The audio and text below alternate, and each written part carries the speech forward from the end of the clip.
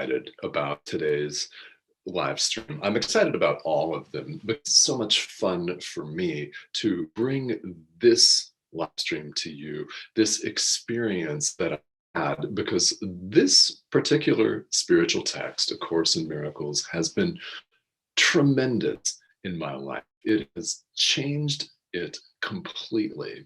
I should say that by going through and doing exercises like the exercises in the workbook. In fact, I've changed that. I've changed that, and it's been amazing. So I'm happy to share all of this with you. I'm excited to jump into today's lesson because it's so fundamental. This is why, if you're going through the workbook or with any spiritual practice, any path, whatever that is, we all highly recommend that you don't skip, right? Resist the tendency to skip ahead.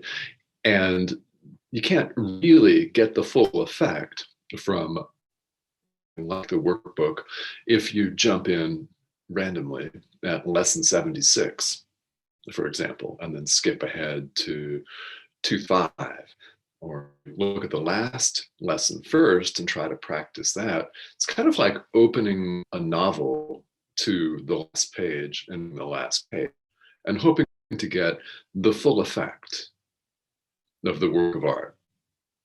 Sort of the same thing.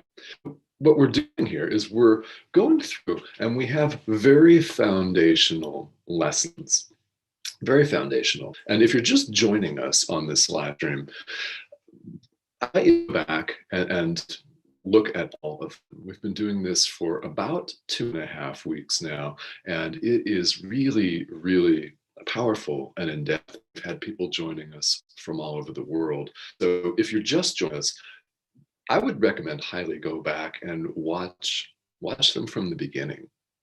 Wonderful. You just start where you are. That's the beauty of all spiritual paths. In fact, it's a saying. Pema Chodron has a book called Start Where You Are, and that's a lot of wisdom right there. Start where you are, because we cannot do things from a different place than we already are. All we have is right now. So if you're looking to start this, there's no better time than today.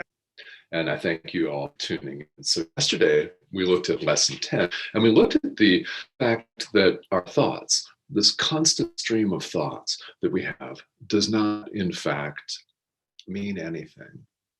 My thoughts about this desk that my computer's sitting on do not mean anything. My thoughts about A Course in Miracles do not mean anything. My thoughts about breakfast do not mean anything, and so on, and so on, and so on. And all it takes is just a couple of seconds, honestly, of investigation to look and realize that our minds generate one thought after another. It's pretty much in an uninterrupted stream.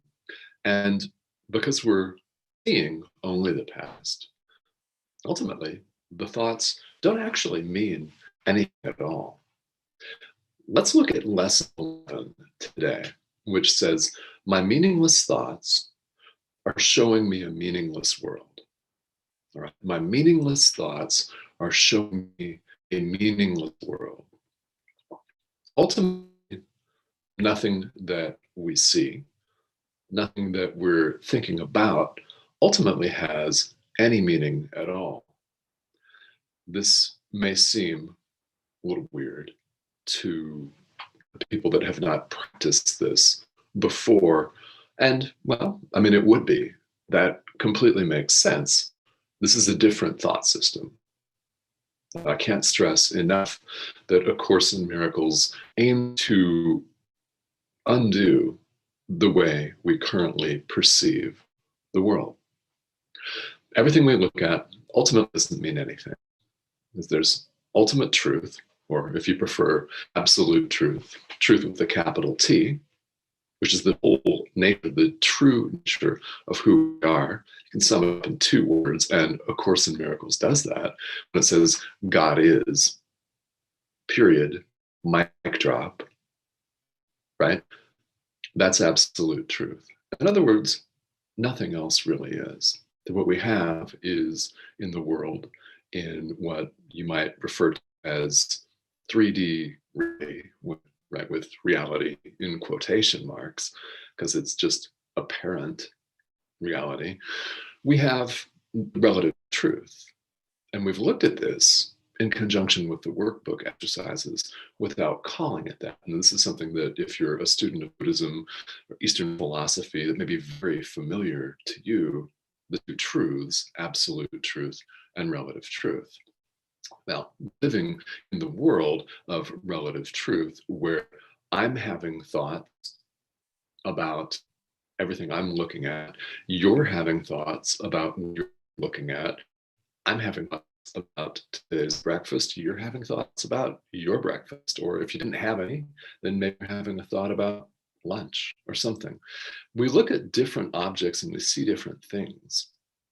This is relative truth. We all appear to be having our own separate, with emphasis on separate, experience. That's the realm of the ego. I could look out through the window out across the street to a tree in the park in front of me and think that it's beautiful. And look at the same tree at exactly the same time and think how ugly. The leaves are falling off, the leaves are turning brown, the bark is ugly. But we could have two completely, apparently different perceptions looking at the same thing at the same time. That's relative truth, right? Ultimately, relative truth doesn't have any meaning. It ultimately does not exist at all. Our meaningless thoughts are showing us a meaningless world. So the commentary for today in the workbook for students makes it very clear.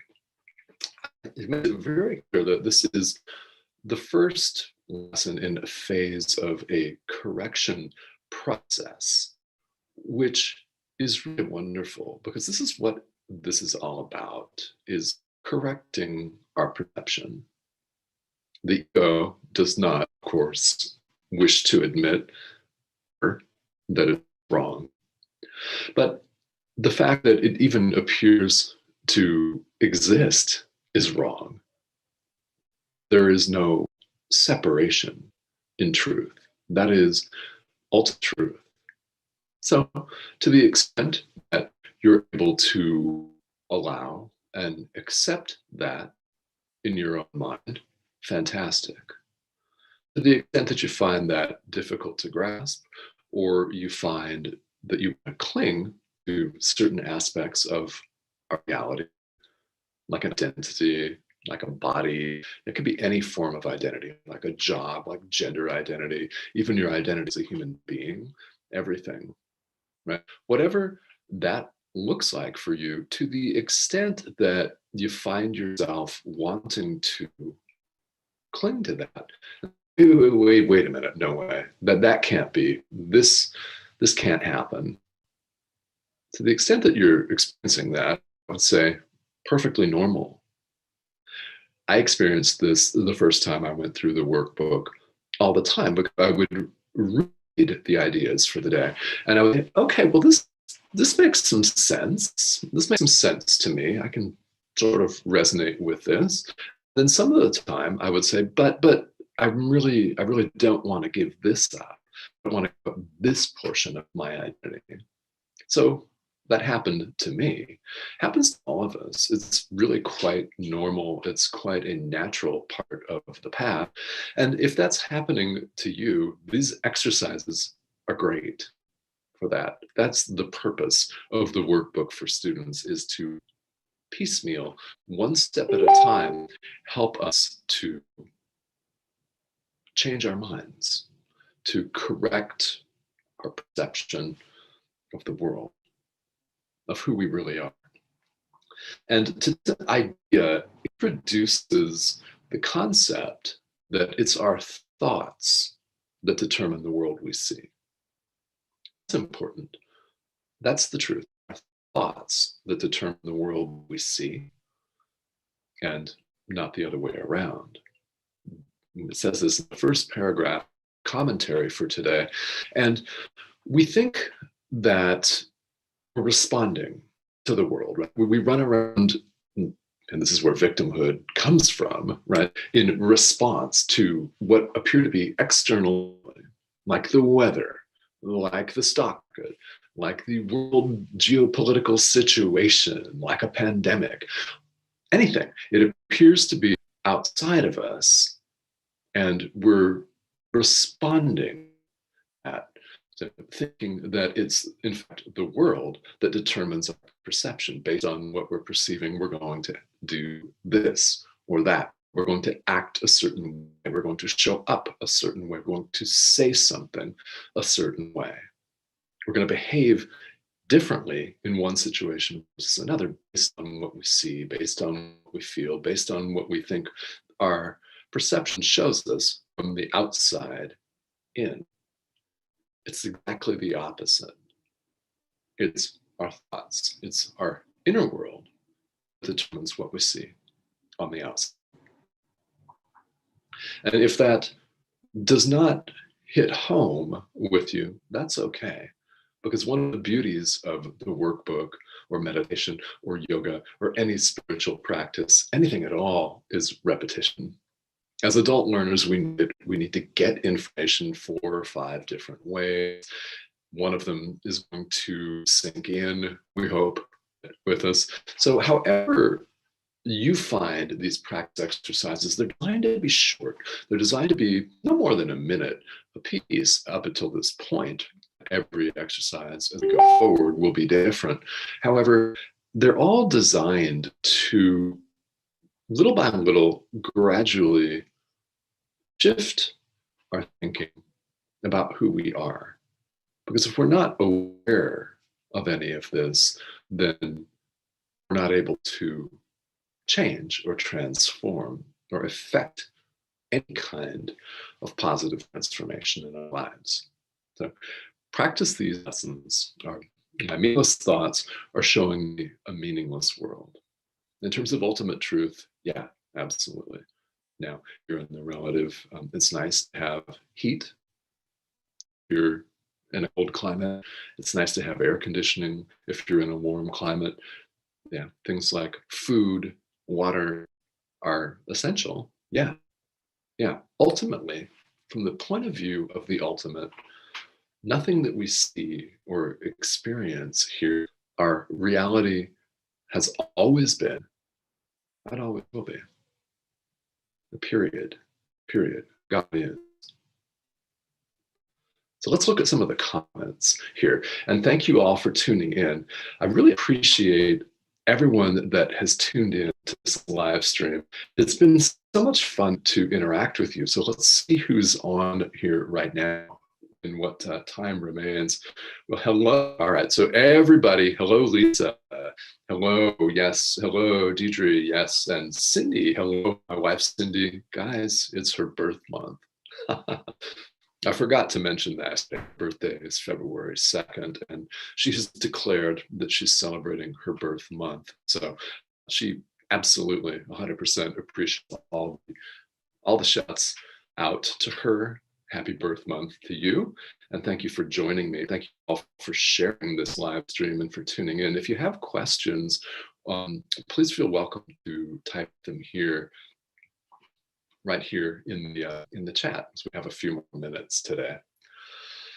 So I'm curious, I have a question for those tuning in. If you're following along here in the workbook with us, I'm curious to know from you how you're finding it right now. Are you finding the exercises liberating? Are you forgetting them? Which is fine. Yeah, there were whole days where I just forgot. I would read the idea in the morning, practice it once, forget about it. That happens, right? It does happen. So how are you finding all these? You know, is there something that resonates with you? Is there something that you're finding particularly troublesome? If we don't get to these here while I'm live, I'll take a look at the comments later. But I'm curious, because this is very much a shared experience. Spirituality is a shared experience, even though we're the ones that make the decision to show up sit down, if we're talking meditation, whatever that looks like, we're the ones who show up moment, of course, but this is very much a shared experience. And A Course in Miracles lends itself to that. So if you have questions, comments, feel welcome to type them here in the comments, and I will look at them later on today. So I thank you so much for tuning in, and thank you for following along with me in the workbook for students. Now, I also want to let you all know that we're going to have some guests. I'm going to bring on some guest speakers here on the stream. So that will be happening as well. And when that happens, of course, we'll pause where we are on the workbook, and we may end up pausing anyway, because some of these lessons are so hard hitting and bring up so much for us that it's worth doing that. So yes, and then Cindy, the birthday girl here, birth month girl, let's say, says, the second time through the workbook, and much of it feels completely new, like I've never read it before. Yeah, isn't that funny? It's wonderful. It's wonderful to be in a place, isn't it, where we're looking at something with fresh eyes, with a new perspective that Colin Zen is mine. We're doing it for the first time. Everything is so fresh and real because we're in the present moment. Everything is literally love, fresh, real, vibrant. It's a beautiful place to be. And as I go back through the text, as I go back through the workbook, students, I have the same experience. Yeah, when we're in the present moment, everything is alive, everything is vibrant, it's juicy. This is where we are. And to the extent that you go back through this, if you're doing this the second time, third time, or however long you've been doing this, go back in and see it with fresh perspective. Reading a novel and picking up on different things, or watching a movie and picking up on different scenes or different dialogue that you hadn't noticed before. The repetition is a key part of this process, and in dictating this course, Jesus definitely knows what he's talking about. He's thinking, yeah, these guys really need to repeat this idea, and I'm going to say this thing in 27 different ways, because someone's going to get way number 27 if I've said it 26 times, right? Think of the way we all learn. Yeah, it's beautiful, and all we're to do is to show up. If we're working work, apply the idea, just apply the idea as judgment-free as we can possibly make it. So thank you all so much for tuning in, and thank you for all your comments and shares. And I will be back here tomorrow on Enlightened World Network. This is going to be, well, I'm looking at my calendar. Well, tomorrow is a very different time. I'm going to be on tomorrow at 4:00 p.m. Eastern Standard Time. I usually start about 5 minutes after the hour. So 4 p.m. Eastern Time tomorrow on Friday the 12th, as the time jumps around and fluctuates. Thank you all for joining me here today. This has been A Course in Miracles 365. Everybody have a great rest of your day. I'll see you tomorrow.